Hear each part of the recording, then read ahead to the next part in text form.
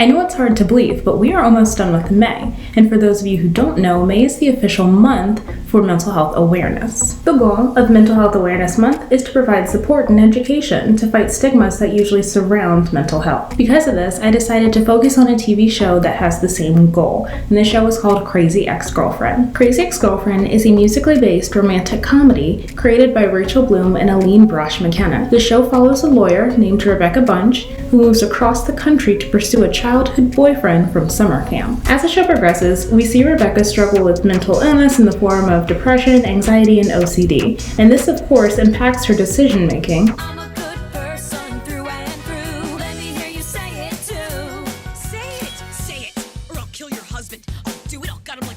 And she is very much, again, seeking out for help. But as the series starts to close, she starts to get on board after a suicide attempt. The show has been praised for years for its comedic yet respectful depiction of mental illness and how the show tried to normalize discussions around therapy, medication, and any other treatment that can help.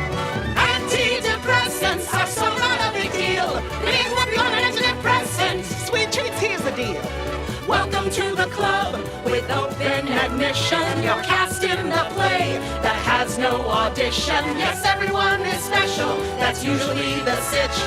But when it comes to meds, you're such a basic bitch. As Rebecca is the main character, we see her extensive relationship with mental health. However, she's not the only character that we could focus on. In this video, I will discuss possible diagnoses of 6 different characters from the show. She's the crazy ex-girlfriend. What? No, I'm not. She's the crazy ex-girlfriend. That's a sexist term. She's the crazy ex-girlfriend. Can you guys stop singing for just a second? She's so broken inside. The situation's a lot more nuanced than that. C-R-A-Z-Y. Okay, we get it. Crazy ex-girlfriend. First up is Josh. Whoa, Josh, your face is infected. You didn't, touch some dirty glasses and then try to pop a pimple on your face, did you? No. Josh is Rebecca's childhood boyfriend and is the entire reason that she moved to West Covina. I've never been a fan of Josh because I felt like he always played dumb, lacked maturity, and proved that he could never be alone. As the show progresses, we see him go through what seems like a quarter-life crisis, but it may actually have been symptoms of dependent personality disorder. Dependent personality disorder is a type of anxiety disorder where one needs constant comfort, advice, reassurance, and support to function. That is Josh. That is 100% Josh. The Cleveland Clinic lists symptoms of DPD as avoidance of personal responsibility, difficulty being alone, an intense fear of abandonment, and a sense of devastation or helplessness when a relationship ends, quickly seeking out to begin a new relationship. These symptoms are shown as characteristics that Josh has throughout all of the seasons. He has a hard time being alone and therefore lives with his parents until they kick him out. Get your ass out of my house. Oh God, where'd they? Cause I'm not in the mood to keep on buying your food. Good God, just get your ass out of my house. He avoids personal responsibility and struggles to do basic things without help. You help me. Of course. If you see something that's not where it belongs, just pick it up and put it where it belongs. Okay? And just keep doing that until the whole room is clean. And his constant need to be in a relationship is one of the main storylines that we see, especially in season 1. He had been in a relationship with Valencia for 15 years, but when he got pressured to propose, he breaks up with her and then gets with Rebecca in the same day. We'll never have problems again. We used to have problems, but now they're gone. Only 0.5 to maybe 0.6% of the total population is diagnosed with DPD, but treatment for those who are diagnosed can include short-term cognitive behavioral therapy. Next up is Greg. I'm meeting a friend, but I don't see him. Great. Maybe I know him. Is he 8 years old? Or an alcoholic? Because that's what we've got here. Greg is a cynical and sarcastic bartender that works at home base, and he is one of Josh's best friends. At least it starts out that way. They end up having a falling out over Rebecca. Amongst other things, he struggles with alcoholism, and he really sees that his life is in a rut. He really hesitates when meeting new people or trying new things, and he doesn't do anything that's outside of his comfort zone, ever. It is because of this that I would say Greg may have avoidant personality disorder. Avoidant personality disorder is an anxiety disorder characterized by difficulty to interact with others due to feelings of inadequacy and fear of negative criticism or rejection. It can also come in the form of considering oneself inferior to others. Symptoms of AVPD include low self-esteem. I'm not the one you adore. Why not settle for me? Darling, just settle for me. Restraint in intimate relationships. This thing we had was not just bad, it was a shit show. And a tendency to distance oneself from new activities or people with fear of being judged. And this is where we see a lot of Greg's personality come into play, with him being so negative and pessimistic. Whoop-de frickin' do, a happy dad with his big dad calves and his stupid baseball cap and his t-ball shirt and dumbass son throwing a ball like it's so important to know how to throw a ball. Whoop-de frickin' do. AVPD is diagnosed in about 2.5% of the population, and it does not discriminate by age or biological sex. It can be seen in anyone at any age. However, most cases are diagnosed after the age of 18. Up next is Paula. Those are some great knockoff Louboutin. Yeah, I know how to say it. Actually, they are real. Lindsay Lohan wears those.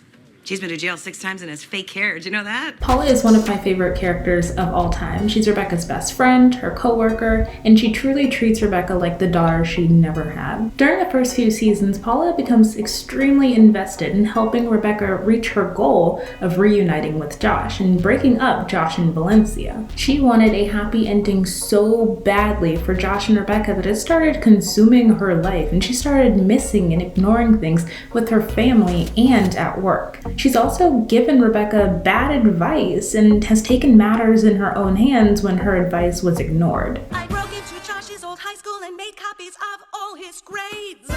I bumped into Lourdes at Starbucks and suggested you be a bridesmaid. I blackmailed Valencia's boss, so now I control when she teaches. Paula shows symptoms of a type of obsessive compulsive disorder, and this one specifically is obsessive compulsive personality disorder. OCPD is a personality disorder characterized by OCD habits. However, the difference between OCD and OCPD is that people with OCPD believe that their intense habits are what helps them reach their goals, and they believe it's something that is healthy for them to do. In the United States, it's estimated that 1 in 100 Americans have OCPD, and it is mostly seen in those who identify as men. Treatment for this can include therapy and medication, but patients have also seen success with mindfulness, relaxation, and meditation. Now let's talk about Valencia. Valencia, my girlfriend. Hi, nice to meet you. Oh. Out of all the characters, Valencia is the one that grows the most from the beginning to the end of the series. She starts out as just Josh's self-absorbed longtime girlfriend, and she travels so much through her entire journey as a character. In the beginning, she also, rightfully and understandably, hates Rebecca because Rebecca is this person interfering in her relationship that she's very protective of. It is some girl that came across the country to be with a boyfriend that she had over a time of summer camp, literally years and years and years ago. I would be upset too. Then Josh breaks up with her so he can be with Rebecca. They get engaged and then he leaves Rebecca at the altar. To be completely honest, I don't think Valencia hated Rebecca enough because they ended up being friends in the end. Anyway, while Josh and Valencia were together, Josh started to pull away and go towards Rebecca because he noticed that Valencia was incredibly narcissistic and self-absorbed. Because of this, I would say it's possible that Valencia is a person with narcissistic personality disorder. NPD is a personality disorder in which a person has an inflated sense of self. It is more commonly found in those who identify as men, and it's pretty rare with less than 200,000 actual diagnoses each year.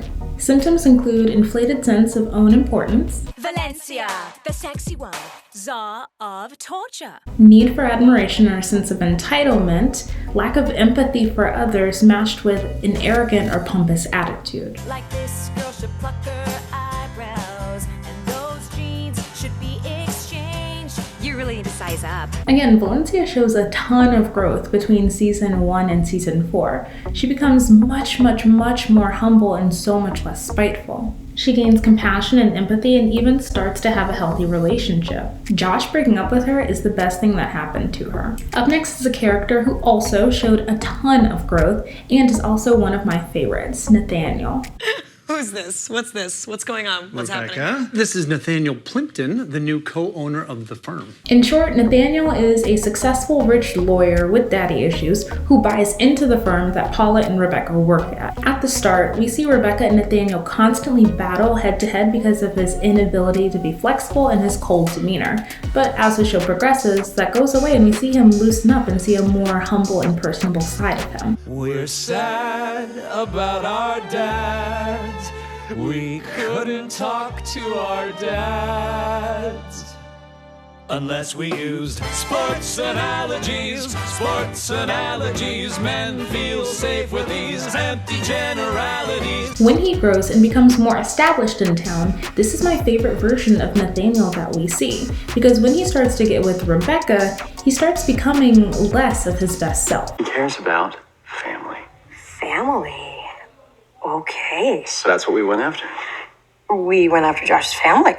Oh, okay. First, Josh's sister, Justinity, she's about to be accused of plagiarism and kicked out of Cal State Northridge. Joseph, he is about to be audited for financial malfeasance at his radiology lab. There's going to be criminal charges. And that's not all. I'm saving the very best for last. Josh's grandfather is about to draw his last breath. Because of this, it may be possible that Nathaniel may be struggling with antisocial personality disorder. Antisocial personality disorder, abbreviated to ASPD, is also known as sociopathy, and it is a mental health disorder characterized by disregard for other people. ASPD is not very common and is only found in about 3% of the general population.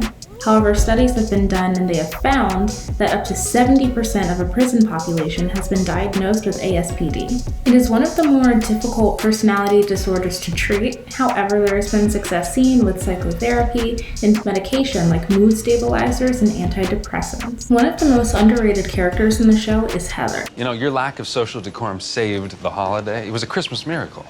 I get that a lot. Heather is a local college student who starts out as just Rebecca's neighbor, but then ends up as one of her closest friends. She's extremely well known for her dry humor and flat delivery. I've learned a lot about being emotionally naked. Ew.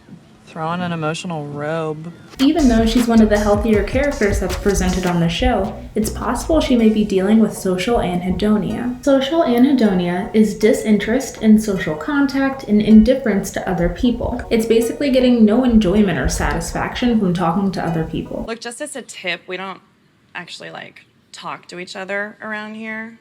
That guy has lived next door to me for 11 years. And I say guy, but honestly, it could be a stack of cats in a jumpsuit. Social anhedonia is not a disorder, but it may be a symptom for other things like schizophrenia, depression, anxiety, or substance abuse. Even though we don't see her with any of these disorders, it's possible she may have social anhedonia from the symptoms she presents with her flat demeanor, her lack of close friends, and her limited personal contact with others. Overall, Crazy Ex-Girlfriend is one of my favorite shows of all time. The writing is hilarious, the acting is brilliant, and the music by Adam Schlesinger is so incredible that I cannot recommend it enough. If you are looking for something that is amazing and binge-worthy, it is on Netflix, and I 100% recommend and suggest that you check it out. I also suggest that if you liked this video and found the information helpful, that you leave a comment or a like down below and subscribe for more videos like this.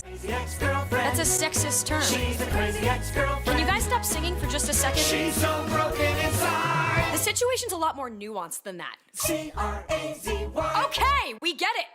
Crazy ex-girlfriend.